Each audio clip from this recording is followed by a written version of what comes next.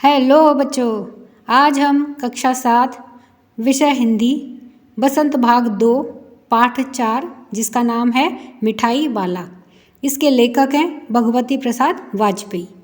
इसके सभी प्रश्न उत्तर करने वाले हैं। कहानी से प्रश्न 1, मिठाई वाला अलग अलग चीज़ें क्यों बेचता था और वह महीनों बाद क्यों आता था? उत्तर है, मिठाई वाला अलग अलग चीज़ें इसलिए बेचता था ताकि उसकी वस्तुओं के प्रति बच्चों में आकर्षण बना रहे और बच्चे वस्तुओं के खरीदने के बहाने उसके पास आते रहें, क्योंकि एक ही प्रकार की वस्तु को बेचते रहने से उस वस्तु के प्रति बच्चों का आकर्षण भी कम हो जाता है और बच्चे भी उस चीज़ को खरीदने में कम रुचि लेने लगते हैं।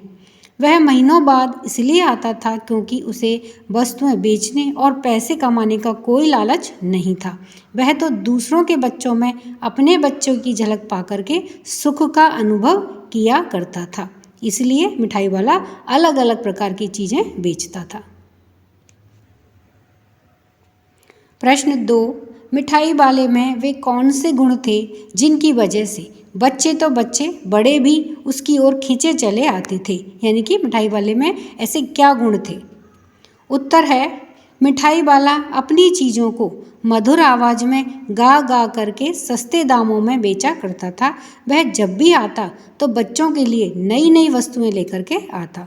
वह अत्यंत ही विनम्र और मृदुभाषी था। पैसे ना होने पर भी वह बच्चों को चीज़ें दे दिया करता था। इन्हीं सब गुणों की वजह से बच्चे तो बच्चे बड़े भी उसकी ओर खींचे चले आते थे।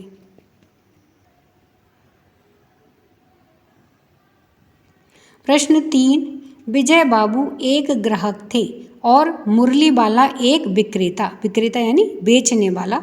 दोनों अपने अपने पक्ष के समर्थन में क्या तर्क पेश करते हैं? उत्तर है, विजय बाबू ने ग्राहक होने के नाते मुरली वाले से जब मुरली के दाम पूछे तो मुरली वाले ने कहा कि मुरली दी तो 3-3 पैसे के हिसाब से है, पर आपको 2-2 पैसे में ही दूंगा।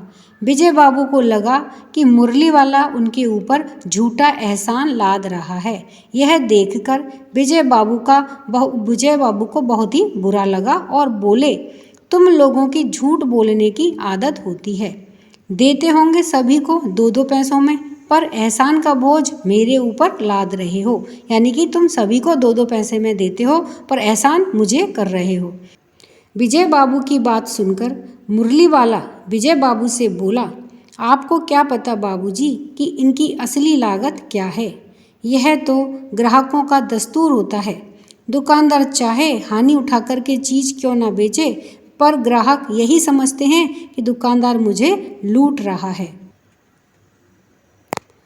आप भला काहे को विश्वास करेंगे, परंतु सच पूछिए तो बाबूजी असली दाम 2 पैसा ही है। आप कहीं से भी 2 पैसे में ये मुरली नहीं पा सकते। मैंने तो पूरी 1000 बनवाई थी, तब मुझे इस भाव में पड़ी है। प्रश्न 4, खिलौने वाले के आने पर बच्चों की क्या प्रतिक्रियाएं होती थी? उत्तर है, खिलौने वाले के आने पर उसकी मधुर और सुरीली आवाज़ सुनकर के बच्चों में हलचल मच जाती थी। वे अपने खेलों को छोड़ करके घरों, गलियों और उद्यानों में से खिंचे हुए उसके पास चले आते थे। इस हड़बड़ी में कि किसी की टोपी गिर जाती थी तो किसी के जूते पार्क में ही छूट जाते और किसी की सोंतनी या पाजामा ही ढीली होकर के लटक जाती। इस तरह दौड़ते हाँफते बच्चे खिलौने वाले के पास में जा पहुँचते। प्रश्न 5, रोहिणी को मुरली वाले के स्वर से खिलौने वाले का स्मरण क्यों हो आया? उत्तर है, रोहिणी ने जब मुरली वाले का यह स्वर सुना तो तुरंत ही उसे खिलौने वाले का स्मरण हो आया, क्योंकि खिलौने वाला भी इसी तरह से मधुर और मादक आवाज में गा गा करके खिलौने बेचा करता था।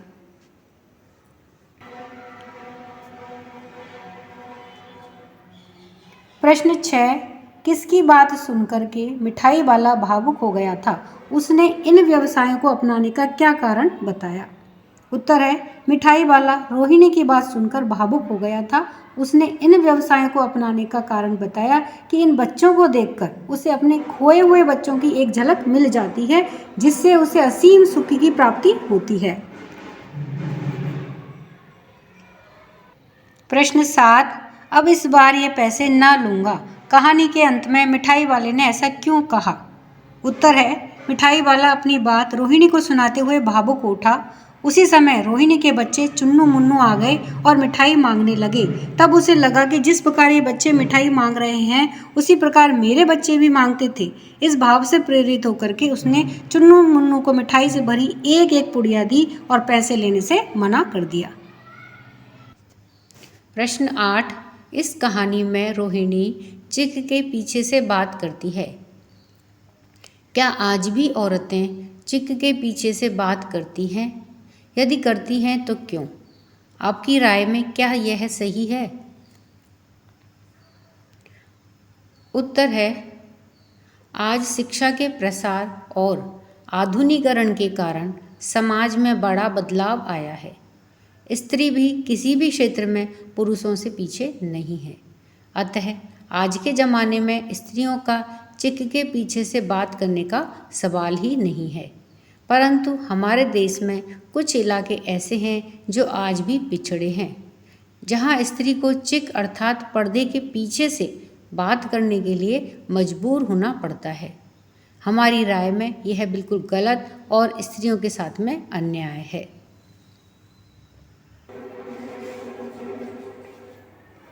कहानी से आगे प्रश्न 1, मिठाई वाले के परिवार के साथ क्या हुआ होगा? सोचिए और इस आधार पर एक और कहानी बनाइए। उत्तर है हो सकता है कि मिठाई वाले का परिवार किसी दुर्घटना का शिकार हुआ हो।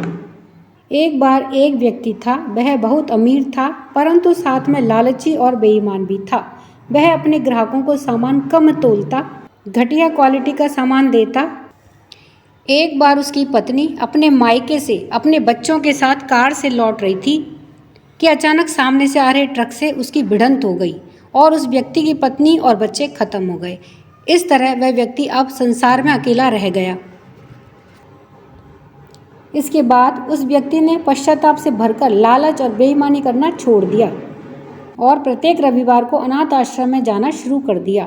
वह वहाँ रह रहे छोटे छोटे बच्चों को नए कपड़े, खिलौने और मिठाइयाँ लेकर जाता।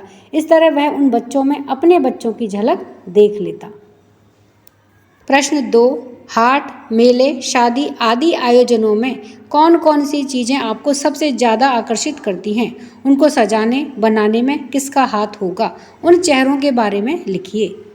उत्तर है हाट, मेले, शादी आदि आयोजनों में हमें चाट, गर्मा गर्म पकौड़े, सांभर वड़े, टिक्की छोले, चीले, गोलगप्पे, मिठाइयाँ, शरबत आदि सबसे अधिक आकर्षित करती हैं। उनको बनाने और सजाने में अलग अलग पाक कला विशेषज्ञों का हाथ होता है।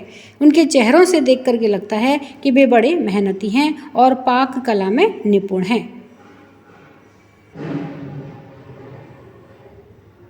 प्रश्न 3, इस कहानी में मिठाई वाला दूसरों को प्यार और खुशी देकर के अपना दुख कम करता है। इस मिजाज की और कहानियाँ, कविताएं ढूंढिए और पढ़िए।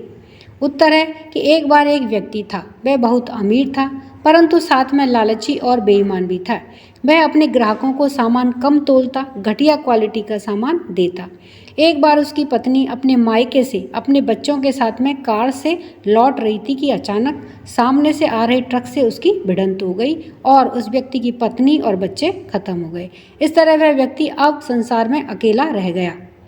इसके बाद उस व्यक्ति ने पश्चाताप से भरकर लालच और बेईमानी करना छोड़ दिया और प्रत्येक रविवार को अनाथ आश्रम में जाना शुरू कर दिया। वह वहाँ रह रहे छोटे बच्चों को नए कपड़े, खिलौने और मिठाइयाँ लेकर जाता। इस तरह वह उन बच्चों में अपने बच्चों की झलक देख लेता। अनुमान और कल्पना। प्रश्न 1, आपकी गलियों में कई अजनबी फेरी वाले आते होंगे। आप उनके बारे में क्या क्या जानते हैं? अगली बार जब आपकी गली में कोई फेरी वाला आए तो उससे बातचीत करके जानने की कोशिश कीजिए। उत्तर है कि मैं दिल्ली में रहता हूँ। हमारी गली में प्रत्येक दिन कई फेरी वाले आते हैं। एक बर्तन बेचने आता है, एक नमकीन बेचने आता है, एक कुकर सिलाई मशीनें चेन ठीक करने आता है। एक बार सर्दियों के मौसम में एक कश्मीरी शॉल बेचने वाला आया। हमने उससे बातचीत की तो उसने बताया कि कश्मीर में उसकी भी एक बड़ी शालों की दुकान हुआ करती थी। नौकर चाकर थे, लेकिन वहाँ बढ़ती हुई आतंकवाद की घटनाओं के कारण हमें सब कुछ छोड़ करके यहाँ आना पड़ा। अब अपना और अपने परिवार का पेट पालने के लिए वह फेरी लगा करके शॉल बेचता है।